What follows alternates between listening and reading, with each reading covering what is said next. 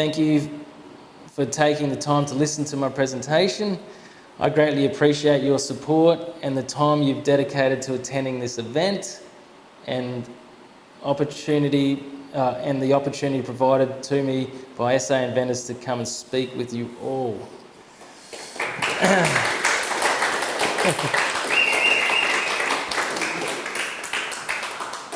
Yeah, go for it. Okay, so what time frame are we talking here? From the first, is it months, years, a decade? So, the whole concept with my daughter, right back there, she was 1, and that's, yeah, so then that was quick.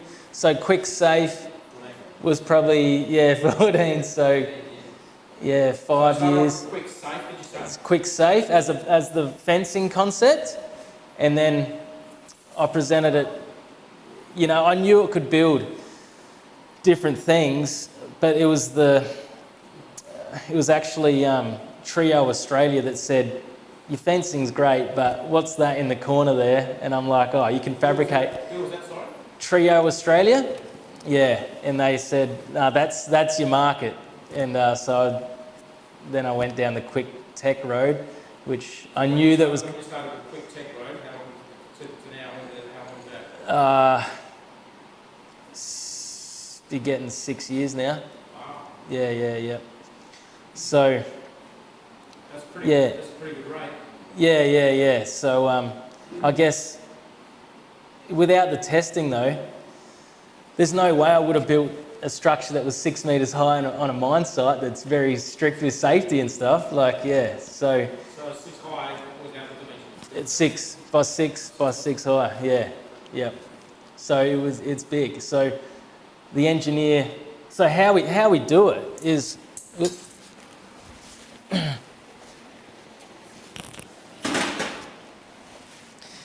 is you just put it through, so the engineer will specify it, and we just got to put it through a heavier section. So your rails, yeah, they're still the same, but they just go through a heavier section, and that's how I got my bigger spans. So when you purchase a product, it's flat pack, it's in a box, and then all the components. Yeah, so I'll demonstrate just how quick that is. So that build there is basically just this kit here.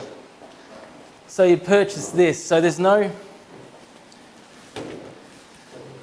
So it's eliminated transport. There is no... like all this steel is sitting on most hardware stores or steel suppliers. So it's all there. And then this box is easily shipped out. And there's your connectors there. And all the customer has to do is just follow these tables to build a square frame. I know that one's a little bit different, but for this one here, it gives them A, B, and C dimensions. So there's A, customer needs to know how high they want it. B, they need to know the overall width.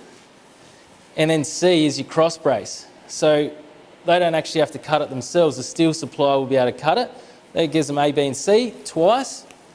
And then they go over to this table and they intersect whatever height and width they wanted, and it gives them D and E measurements. So with that D and E, that measurement from there to there to there, that's all they need to do is mark those two measurements, and that'll build itself square.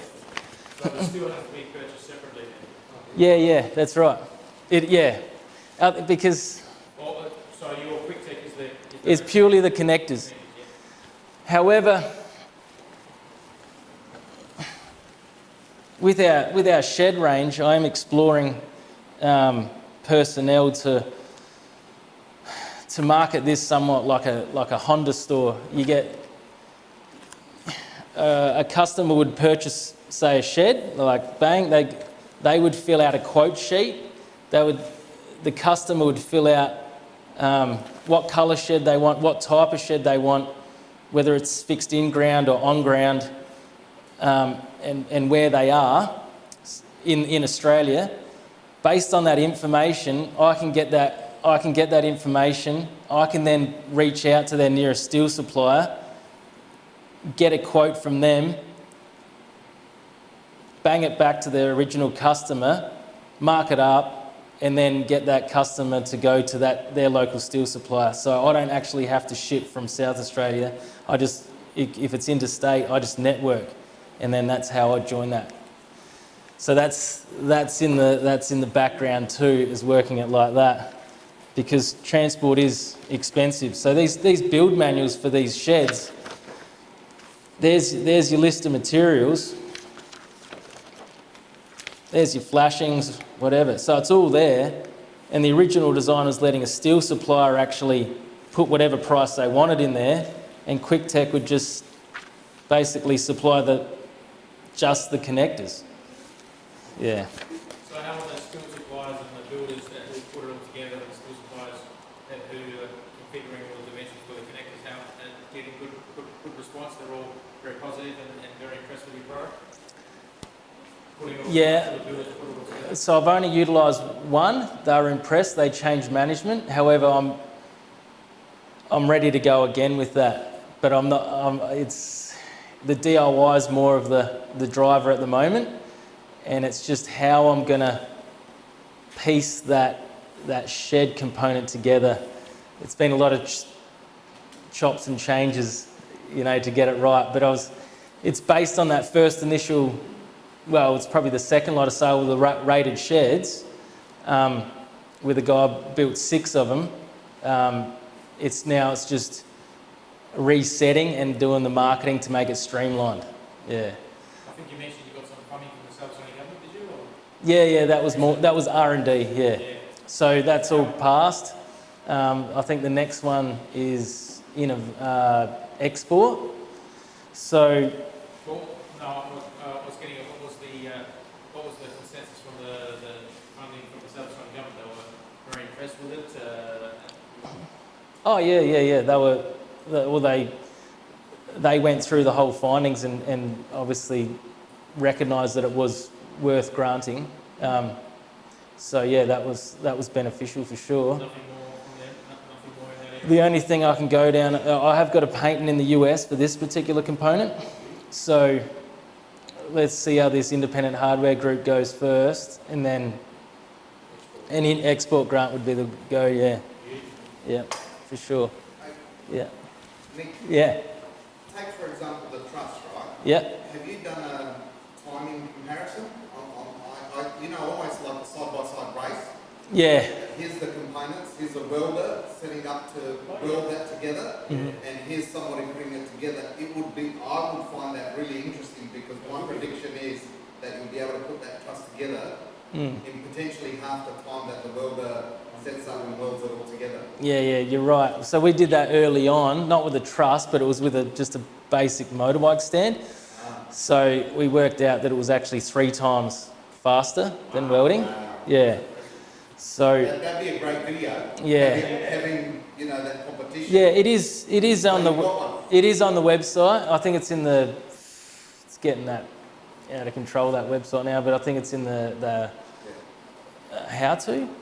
how it works. Yeah. So, but you got to remember another thing too, like the skill. So all I did to make that's dead straight. You check the diagonals, it's within half a mil.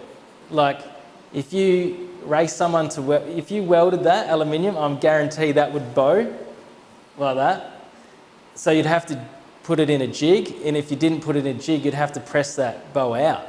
So then there's all those factors too. Anyway, you can weld it, but then you've got all those flaws. And that's another key thing. It's boiler making and stuff, it's all right for things above 3 mil.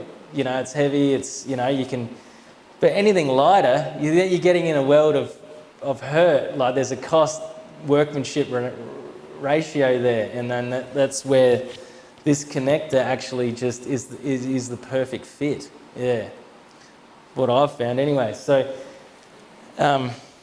yeah, go for it.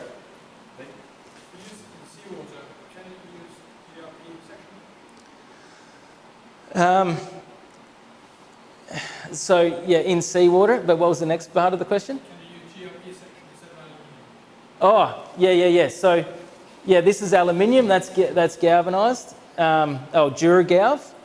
So I can't see why you can't use aluminium. I've actually got, I can't use it in seawater.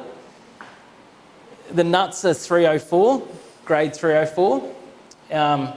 I've decided not to use stainless bolts because of you get your, what's it called?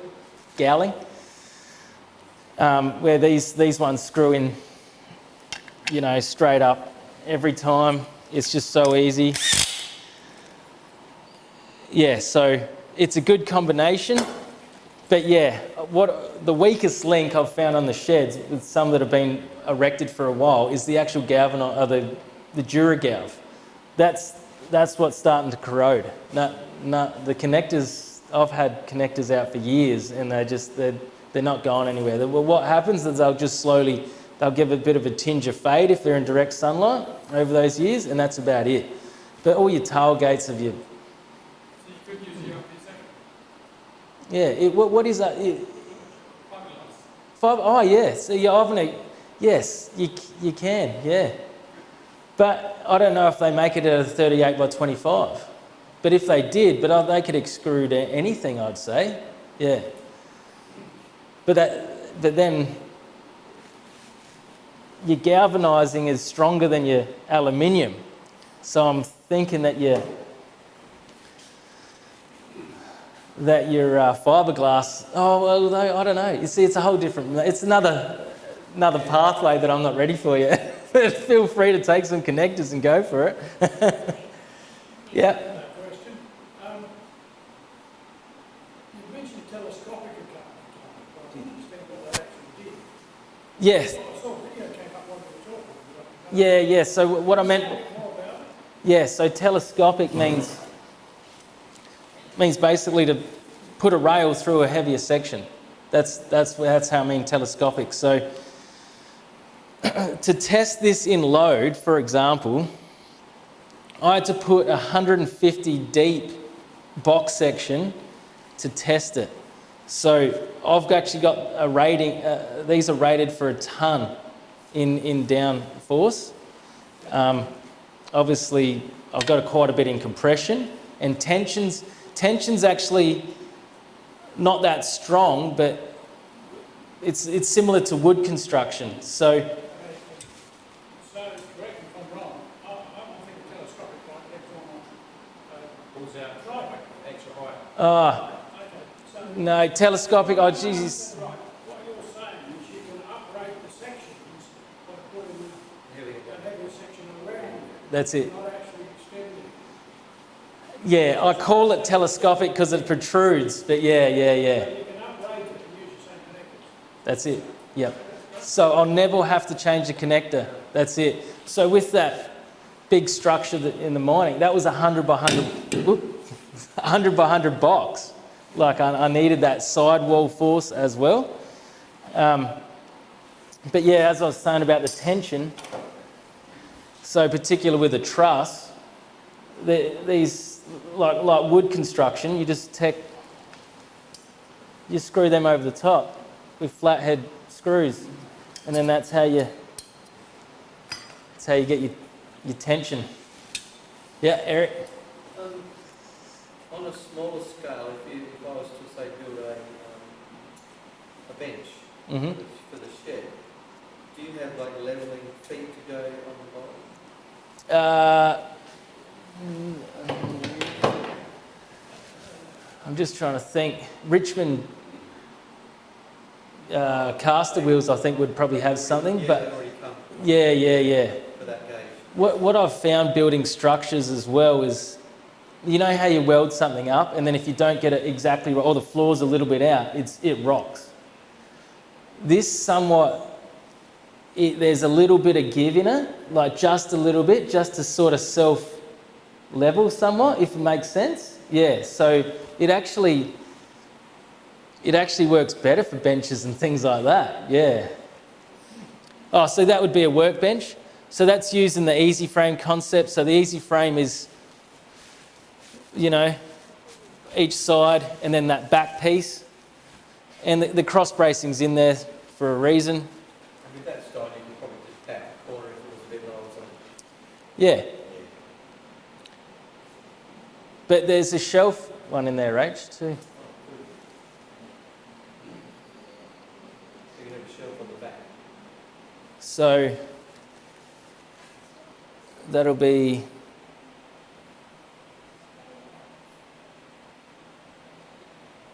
gable roof, pod, sliding gate, staircase. There was a shelf on there. There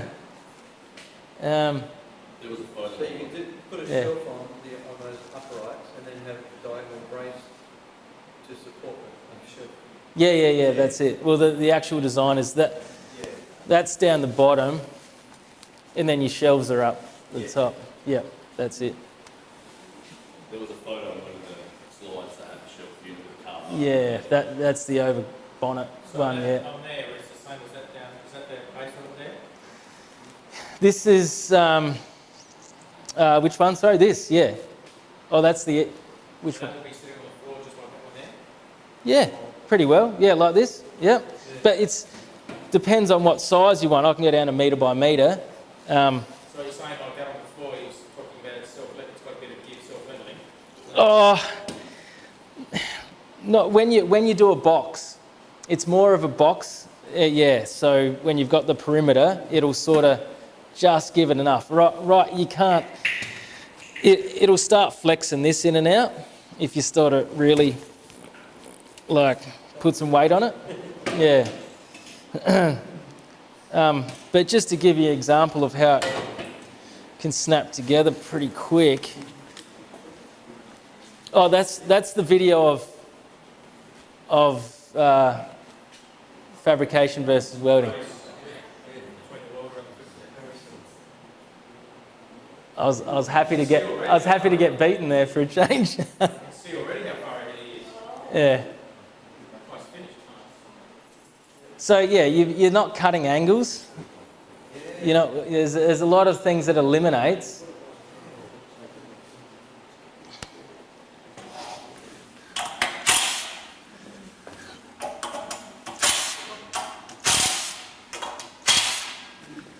Just out of curiosity, how long Sorry. what was the time for those two? Roughly. I don't know, probably 3/4 of an hour. It probably took to do that one. Yeah, but then he would only take 15 minutes to do that.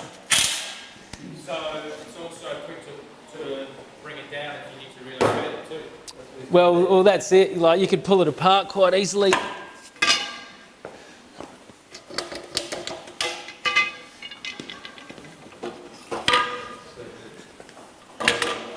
So you could put something.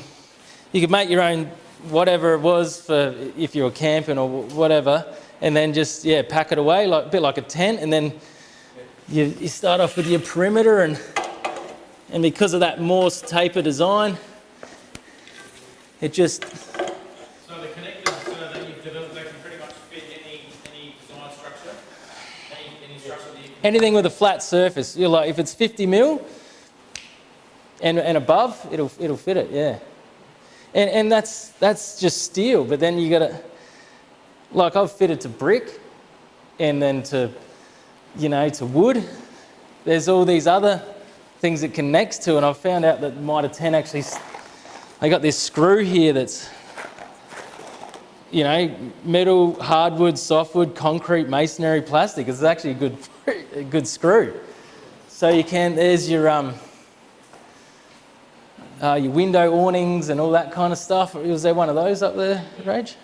So would it be, I'm thinking also be useful then, on camping sites, if you've got some structure, some equipment like that, and you're going camping, you just have your connectors there and you just put the table together or the frame, whatever it is, and you put it up and you put it down again on camping sites. That's it. I got one DIY that's he's a school teacher, but he wants to take people on walks, and he wanted a structure made to put some bedding or something like that on. And he come up with this design, and he wanted me to check it. And he goes, "Do I need to get it engineered?" I'm like, "Well, it's not really a structure that's like."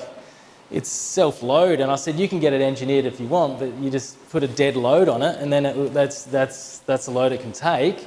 But yeah, he just basically built it from the imagery of what he could see on the website, and it actually come up quite good. So yeah, he was utilising that exact thing, out of aluminium as well, lightweight, transportable, and could set it up at the destination. So someone told me you might not have actually discovered what its number one use is going to be yet. You know, we just don't know yet. Yeah. So there's all that, but yeah, it'll just. There's no squaring up. If this was uneven, this ground,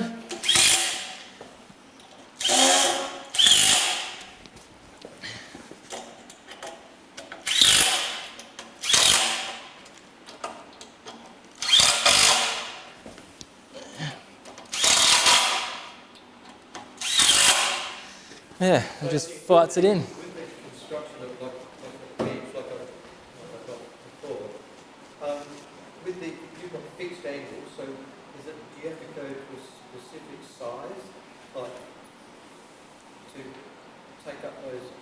Yeah, yes, yeah, correct. So this is where I developed these concepts, because the sheds, I've got these manuals that are 40 pages long, and they're exactly engineered. It tells them where to put screws for cladding and all sorts, you know. Very detailed because it's a DIY product, but it's to that size. But you don't actually have to rely on, the user doesn't have to rely on the angles because they're predetermined. So if you've got a cut length, if you've marked that connector here and that one there, and that cut length is there, you're not worried, you're not working out, it'll just predetermine that that's the angle. So when you're drafting it all up, yeah, you pick the angles that it suits, and then it will do those angles, but when you're assembling it, you're not even thinking about those angles, they're predetermined. Yep. Yeah. The big truss there, Yeah. very impressive looking. If you had built that into a garage, say, and you've got a block and tackle in the middle, what would be the safe working load? So I've actually got rated trusses. There's 4 of them. So 2 metres, 3.6, and 4, and 7.9. So each one of those, so the 2 metre one is about a tonne, I think, and then the 3.6 is about 700, something around that. I'd have to have a look, and then it just goes down. And I think the longest one is about 400 kilos in the middle. But Yeah. You could hoist a motor carry engine with it. Yeah, that's it. Right. So this one's more display only, because to get more load, I'd have to put tension straps on that, because there is tension in a truss. So simply just go like that. Yeah, it's. I want to actually do that because there's house trusses with steel, and I want to do a comparison with that. Where this section here is, you know, that's quite sturdy. And you can clad to it as well. So if you did knock a wall out in the house, that would probably be easier to use than, you know, a beam or something like that, because you can actually manhandle it in. Yeah. So there's all that sort of potential as well. Or you could assemble it in a cavity. You know, you could put in piece by piece and then put it together. You know, it's going to fight itself square in there. Yeah. Yeah, so there's all those. If Yeah. you're going to put it in houses, how do you estimate the life expectancy of the jobs?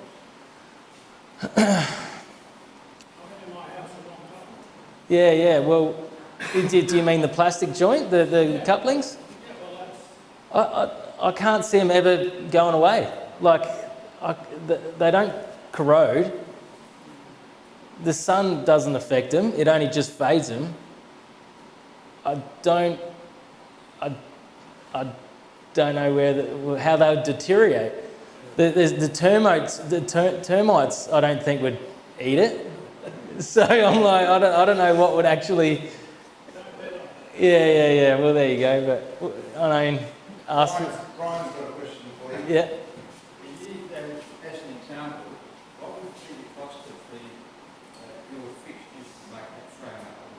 Oh, yep, so retail, this was $50 retail. 50 retail. So when you look at a Boilermaker's charge out rate, over $100 an hour, and then you got to transport it home, that fabrication or whatever, it's a reasonable price. Yeah. So how many protests from welders did you have to field off in front of your house over the last 6 years? I actually, with the ones that are quite good at their job, I actually get praised because no one actually likes welding Duragalv. So, yeah, they definitely can see the value in it. And they don't want to do that. They don't want to mess around. You go to a fabricator, they don't want to mess around with this stuff. It's just there's no money in it. Yeah. But then, you know, you go to a builder, their charge out rate's quite expensive, and then, yeah, the fact is now it's engineered and rated, like all these connectors, where do you go? There's too many options now. Yeah. So back to the, continuing on from the question about if you put it into a house, how long will they last? So how old is the connectors you made? So how old is the oldest one? 10 years, 11 years? So if in several years' time, you'll be able to determine, its longevity and then it's still structurally sound. Well, I don't need to test that myself. It's an Australian-made product, so it's an engineering plastic. It's a nylon 6, and it's an additive of. I get an additive of UV, which is like 10 years. Based on that product, you can determine how long it lasts. They can't tell me. Like they'll give me a guarantee of 10 years, but they don't even know. We don't know what's going to attack it. It depends on the environment. If it was in a environment that had chemicals and stuff, well then that might be a different story. The actual environment it can be in is like -5 degrees up to like 90 degrees. Like we can't live, you know. At this stage, it outlast the house. Yeah, that's it. It'll outlast. Yeah, exactly right. And it's one of those things is you can just have it in your shed, and when you need it, you can just pull it out and brace something or do something with it. It's that's what I've found anyway. A lot of those walking ladders that they have between two ladders will be strong enough for one of those two. Walking ladders for. You've got a ladder here and a ladder here, and it's have a scaffold, yeah. Oh yeah. So that comes down to design. So I've done those concepts based on I know what would work from my Kwiktech builds because I've actually had an engineer look over them and actually rate them. So you could put 2 frames and then put a lid on top, but you'd get this rocking effect if you didn't put cross bracing in it. So it comes down to, and if you put this to here, well then that would rotate down. It just depends. It depends how you design, how you put the connectors and fit everything together to whether it's rigid or not. Yeah, so and that was the whole idea of doing different concepts and things like that because I knew they'd be strong. So what's next? Where are you going to be taking it in terms of its development and functionality? So we're driving in the independent hardware. We're driving this concept. So Mitre 10s, they can order this in. That's just the flashing, simple as. They've got plenty of this, and they've got plenty of rail. So, and then with this box, they can do, yeah. We're pushing this video. Only just come out today, but that'll give. That's your gable roofs, your lean-tos, all the stuff around the house, like anything that needs to be hidden, done. It can be done in any size too, because when I advertised it, that's 3 metre by 3 metre shed because I wanted to go the biggest span, but not many people can fit a 3 metre by 3 metre shed, but they want a steel frame. So then that's where this system will, well, this easy frame concept will be good. Yeah. Nick, where can you buy your kits? What are the various places and options? So most of it's online. Otherwise, the most stock is at Mitre 10 at Glyn, Findon, and Gawler. Yeah, at this stage. So, yeah, go check them out, and yeah. Otherwise, yeah. Comment on the previous comment about would it fit on, rock on the floor, so on a concrete floor, not quite level or something. Yeah. It seems to me that you've got the possibility here of installing it to fit, which you don't have at all. Yeah. Because there must be manufacturing tolerances in the joints in your fittings. Yeah. So if you assemble the whole thing loose, put it firmly on the floor and tighten it up, won't that Nah. be a long Nah. position? No, because as you tighten, it goes into a Morse taper, so everything will home itself, like that just did. It just homed itself. It's only the self-leveling when it's, you create a square where you've got that, because that won't move, that truss. That's locked in hard. You can tell that the table's not level because the truss is sticking it high at that end.